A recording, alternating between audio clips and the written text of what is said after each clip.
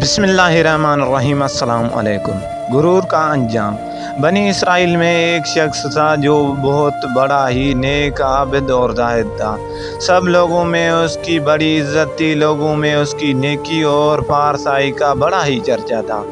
اسی علاقے میں ایک شخص اور تھا، لوگ اس سے بہت برا انسان کہتے تھے۔ وہ تھا ہی ایسا بد عمل اور بد کردار، کوئی بھی اسے اچھا نہیں سمجھتا تھا۔ ایک روز اس گناہ گار شخص نے دیکھا کہ وہ نیک آدمی ایک میدان میں بیٹھا ہوا ہے۔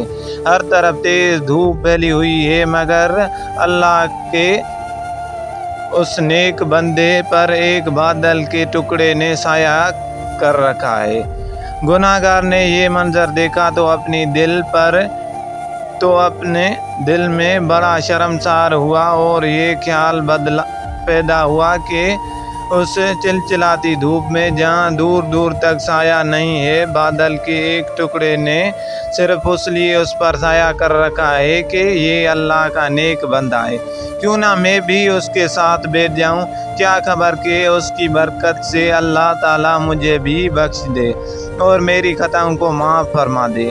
یہ شخص عابد و زاہد کے پاس گیا اور اس کے ساتھ سائے میں بیٹھ گیا۔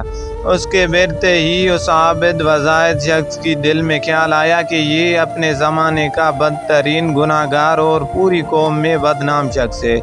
اس کے ساتھ تو کوئی بھی اٹھنا بیٹھنا پسند نہیں کرتا، یہ میرے پاس کہاں سے آ کر بیٹھ گیا۔ یہ خیال آتے ہی اس نے اس رسوائے زمانہ کو اپنے پاس سے اٹھا دیا۔ وہ گناہ گار شخص اٹھا اور چلا گیا، لیکن بادل کا وہ ٹکڑا بھی اس کے ساتھ روانہ ہو گیا اور اس کے سر پر سایہ ہو گیا۔ اس وقت کے پیغمبر کو وحی آئی کہ ان دونوں سے کہہ دو کہ نئے سرے سے اپنے اپنے اعمال کی ابتدا کریں، کیونکہ اس فاسق و فاجر نے جو کچھ کیا ہم نے اس کے خلوص حسن نیت اور جذبہ شرمساری کے سبب اسے بخش دیا اور اس کی پچھلی ساری خطائیں معاف کر دی، جبکہ اس عابد کی تمام نیکیاں اور اچھے اعمال اس کے تکبر کی وجہ سے اس سے چھین لیے گئے۔ دوستو، یہ تھی ہماری آج کی ویڈیو۔ آپ کو کیسے لگی اپنی رائے سے ضرور آگاہ کیجیے، اور اگر پسند آئی ہے تو اسے لائک اور شیئر ضرور کریں۔